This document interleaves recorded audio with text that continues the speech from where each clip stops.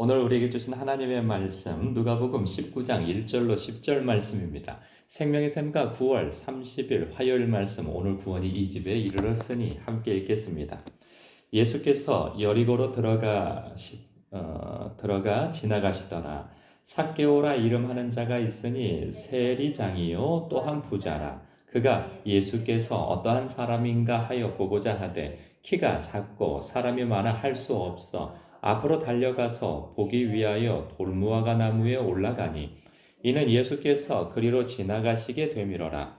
예수께서 그곳에 이르사 쳐다보시고 이르시되 삭개오야 속히 내려오라. 내가 오늘 내 집에 유하여야 하겠다 하시니 급히 내려와 즐거워하며 영접하거늘 무사람이 보고 수군거려 이르되 저가 죄인의 집에 유하러 들어갔도다 하더라. 삭개오가 서서 주께 여짜오되 주여 보시옵소서. 내 소유의 절반을 가난한 자들에게 주겠사오며 만일 누구의 것을 속여 빼앗은 일이 있으면 네 갑절이나 갚겠나이다. 예수께서 이르시되 오늘 구원이 이 집에 이르렀으니 이 사람도 아브라함의 자손이미로다. 인자가 온 것은 잃어버린 자를 찾아 구원하려 함이니라. 아멘. 삭개오에 대한 소개가 나와 있어요. 세리이며 거기다가 세리장이며 부자라고까지 얘기를 합니다. 우리가 다 알다시피 세리는 이스라엘의 그 당시에 민족의 반역자라 여기고 있어요. 그와 식사를 함께 하는 것은 함께 반역을 했다라고 여겨질 만큼 아주 부정하게 여겨진 사람입니다. 세리만 해도 그러한데 그 사람이 세리장이에요. 얼마나 사람이 수단과 방법을 가리지 않고 위에까지 올라갔으며 거기다 또 부자라고 합니다. 얼마나 부조리하게 돈을 많이 모았는가에 대해서 짐작할 수 있는 대목이죠. 이 사람이 예수가 어떠한 사람인가 알고자 하여서 그 궁금한 마음에 그 예수가 오는 무리가 있으니까 그 사람을 예수님을 환대하기 위해서 많은 군중들이 있었던가 봅니다. 그 소문에 의하여서. 그런데 이 사람이 예수님이 어떤 사람인가 알고자 그 까치발도 뛰고 그러는데 안 보였던가 보죠. 그래서 앞으로 달려가서 예수님이 지나갈 만한 그 군중이 예수님의 무리가 지나갈 만한 그러한 장소를 미리 알고 앞으로 뛰어가서 나무 위에 올라갔다고 해요. 이 사람이 예수님에 대해서 궁금함을 왜 가졌을까 하는 생각이 들어요. 제가 아는 지인 목사님이 계시는데 그 목사님이 그런 얘기를 해요. 당신이 젊었을 때 해외 영화를 수입하는 배급사 사장님이었다고 해요. 로보캅이라는 영화가 있어요. 굉장히 유명한 영화입니다. 로보캅 1편이 제가 중학교 때인가 하여간에 굉장히 그 영화가 흥행을 했었어요. 그 영화를 수입해 왔다고 해요. 돈을 어마어마하게 벌었다고 합니다. 그때 돈을 어마어마하게 벌어서 뭐 그냥 감당 못할 정도로 돈을 많이 벌었는데 그러니까 술이나 여자나 뭐 이러한 일들에 자꾸 꼬이게 되더라는 거예요.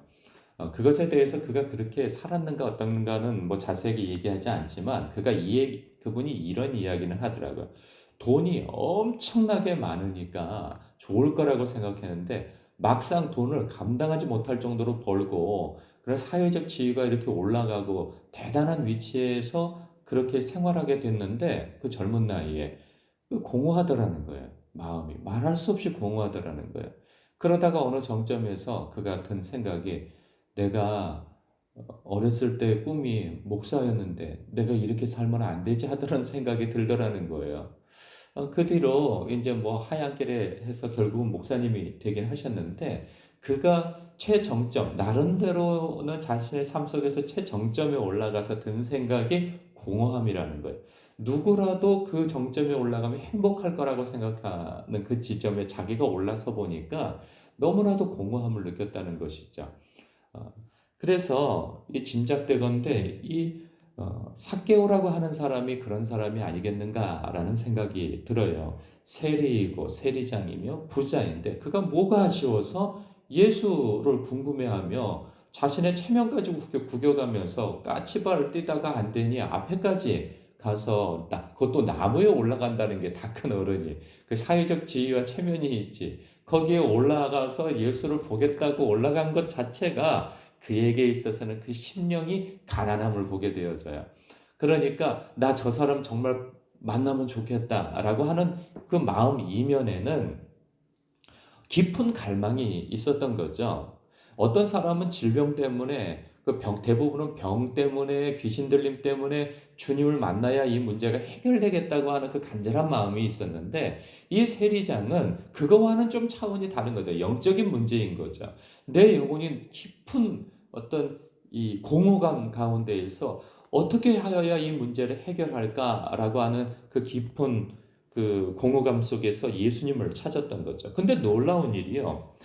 그 군중을 그렇게 한 복판의 나무에 위에 올라가진 않았을 거예요. 조금 떨어진 곳에서 지켜볼 수 있는 그런 나무 위를 올라갔을 것인데 놀랍게도 지나가는 그 무리가 방향을 틀어서 자신을 향해서 오고 있었던 것이죠.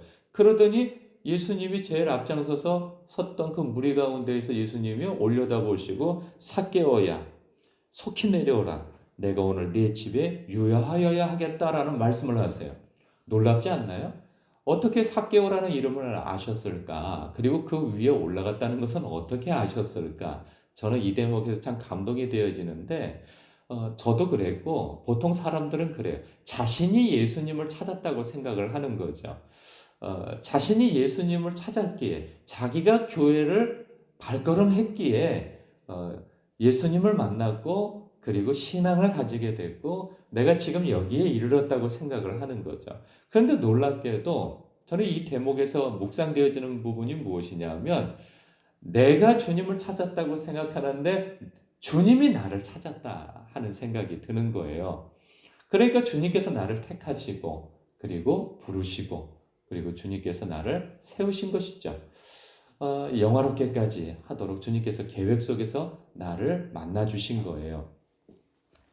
이 대목이 참 은혜가 되어집니다. 우리도 우리의 삶 속에서 절박감이 있든지 그것이 경제적이든지 신체적이든지 건강에 관련되든지 관계에 관련되든지 어떤 결핍에 관련되든지 아니면 영혼의 그 공허함 때문인지 무엇이 됐든 주님을 찾고자 하는 마음이 든 것은 내가 주님을 찾아 갈망이 생겨서 맞아요. 하나님의 신성, 하나님의 임재를 경험하는 데 있어서는 그 갈망이 너무 중요합니다. 그런데 그 갈망이 든 것조차도 주님께서 나에게 허락하신 것이고 또한 그런 연유로 주님을 만나게 되어진 것은 내가 주님을 찾기에 앞서서 주님이 나를 찾아오신 거라고 하는 사실 앞에 얼마나 감사한지 몰라요. 내가 찾아 주님을 만났다면 내가 늘 찾아야 되잖아요. 그런데 주님이 나의 그 갈망과 그 심령이 가난함을 아시고 그것을 알고 찾아오셨다는 것은 또 다른 거란 말이죠. 그러니 주님은 늘 나를 알고 계신다는 거예요. 이 삭개오의 이름을 아신 것처럼 주님은 나의 이름도 알고 계시고 나의 형편과 처지와 내가 주님이 필요하다는 사실을 주님은 알고 계신다는 사실인 거예요. 이 부분이 우리에게 얼마나 위안을 주는지 모릅니다. 그러면서 주님께서 내가 너의 집에 유하여야 하겠다 할 때 삭개오의 반응이 놀랍잖아요. 급히 내려와 즐거워하며 영접했다고 해요. 그리고 자신의 집에 모셔드린 거죠. 그리고 그 다음에 그의 반응이 또 놀라운 것이 예수님께서 먼저 또 이 장면이 나와요. 7절에 보니까 예수님이 그렇게 그 집에 들어가서 유한 모습을 보고 저가 죄인의 집에 유하로 들어갔도다 하고 이 수군거리는 사람들이 또 많다는 거예요. 이런 사람들은 왜 그럴까요? 자신이 저 사람보다 의롭다고 생각을 하는 거예요. 그리고 다른 사람을 판단하고 정죄를 하는 것이죠. 저런 인간은 어울려서 안 되고 저런 인간은 교회에 들이면 안 되고 저런 사람이 예배 드리면 안 된다고 생각하는 거죠. 저런 사람과 함께 밥을 먹을 수 없다는 이야기를 하고 저 사람과 함께 유할 수 없는데 예수가 저 사람과 함께 유한다는 거죠. 저는 이런 생각이 듭니다. 본인이 죄인이라는 생각을 보통은 갖지 못한다는 거예요. 우리가 누군가를 판단하고 정죄할 때 상대적으로 나는 의인이라고 생각하는 생각 속에서 그런 마음을 품는데, 그런데 성경은 뭐라고 우리에게 주장하고 말씀합니까? 우리는 의인이 아니라는 거예요. 모두가 죄인이고 구원받아야 할 죄인이며, 우리가 구원받았다 할지라도, 약속받았다 할지라도 우리는 여전히 죄 가운데 있다는 사실이에요. 그렇기 때문에 우리가 물론 상대적으로 죄를 많이 짓는 사람들에 대해서 혀를 차고 화가 나고 안타까운 마음도 들죠. 그러나 그렇다고 해서 나의 죄는 그보다 더 없다는 뜻은 아닌 것입니다. 그러하기에 그를 위해서 기도하거나 설령 화가 나서 뭐라고 할 수는 있어도 내가 결코 그 사람보다 나을 수 없음을, 낫지 않다는 것을 인식해야 하는 것이죠. 나도 구원받을 죄인이며 구원받은 죄인이라는 사실을 깨달아야 합니다. 그럴 때 우리가 스스로 함정에 빠지지 않게 되어져요. 그리고 삭개오가 서서 주께 여짜오되 주여 보시옵소서, 내 소유의 절반을 가난한 자들에게 주겠사오며, 그리고 만일 누구의 것을 속여 빼앗은 일이 있으면 네 갑절이나 갚겠나이다. 예수님께서 그렇게 하라고 하셨던가요? 그렇지 않아요. 삭개오는 은혜를 체험하였어요. 예수님의 그 요청으로 자신이 영접해드리고 난 이후에 주님으로부터 신성을 경험하게 되어진 거죠. 신성을 경험한 자의 태도는 이런 것입니다. 회개하죠. 대표적으로 이사야가 그랬죠. 성전에서 하나님의 임재를 경험하고 화로다 나여 망하게 되었도다. 이 부정한 입으로 혀로 어찌하여 주님을 대면한단 말인가 하고 탄식하게 되어지죠. 그리고 베드로가 그렇습니다. 예수님의 신성을 경험하고 그도 그런 고백을 하죠. 주여 나를 떠나소서, 저는 죄인이로소이다 라고 고백을 한단 말이에요. 강한 빛을 경험하면 내가 얼마나 더러운가를 발견하게 되어지죠. 그게 하나님의 신성을 경험한 자의 태도입니다. 회개는 내가 회개해야지 한다고 해서 회개가 되어지는 것은 아니에요.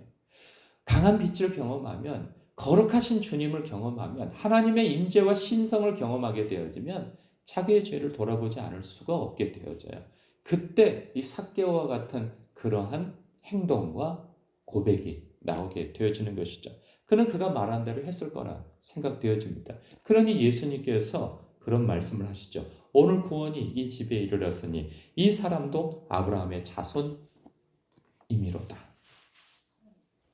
인자가 온 것은 잃어버린 자를 찾아 구원하려 함이니라.